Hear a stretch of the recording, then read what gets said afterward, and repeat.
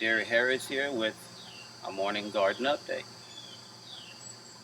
When we began this garden, we started out with maybe 2 or 3 different totes, and we had the honeydews and cantaloupe and the watermelon all in totes. We also had tomatoes in buckets. The idea was to have a small container garden and just grow the things that we love to eat. However, the watermelons, of course, just they just flowed out of the tote like water. No pun intended. The cantaloupe continued.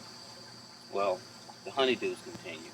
And what I decided to do instead was to leave the cantaloupe and the watermelon inside their totes so that I could move them around and at least try and control them in such a small space. The square foot garden here wasn't intended. It was a matter of necessity. When I started planting, I got happy like all beginning gardeners, and I planted too much and planned too little.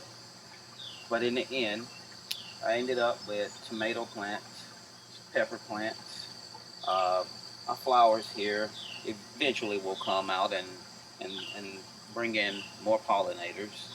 Um, we have bush beans back in the corner, squash, zucchini running along, well, squash running along this fence line, and along this fence line over here we have zucchini, which I put the pictures up from yesterday's harvest. Um, just want to do a garden update, and I've got to begin somewhere. I've been trying to make this video for quite some time, trying to figure out the best place to begin, and there really isn't one. This is where I am. This front little patch here is about a 5x4 patch. I have all of our leafy greens that we plan to eat. I basically have 10 plants per row, and we have 6 rows going across here. We have Swiss chard along with other greens, and a small row of 10 pole beans here. Um, Throughout this little 10 by 20 plot here, I've managed so far to put in about 180 plants. Um, Most of them are still coming up. Uh, Probably at least half or 2/3 at least of the square foot garden is yet to be planted. Back here on the right side, uh, actually have some Asian lettuce. So I can way back through here.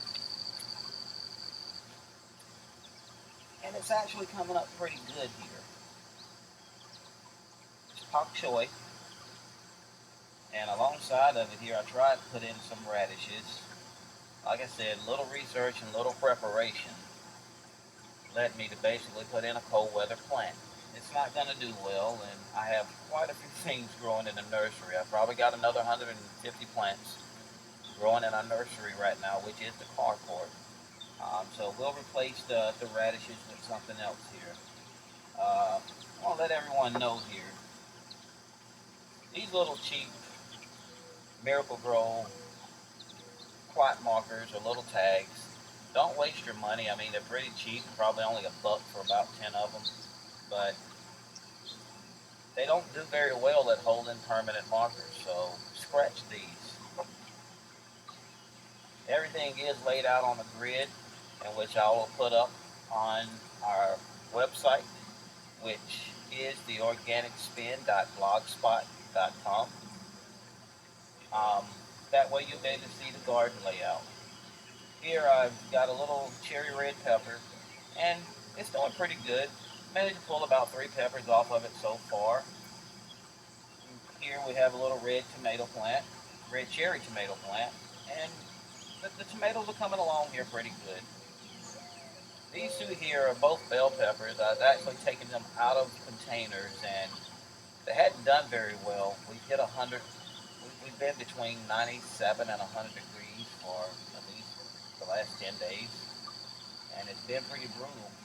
And I've been using shade cloths here, handmade shade cloths to keep the sun off of us.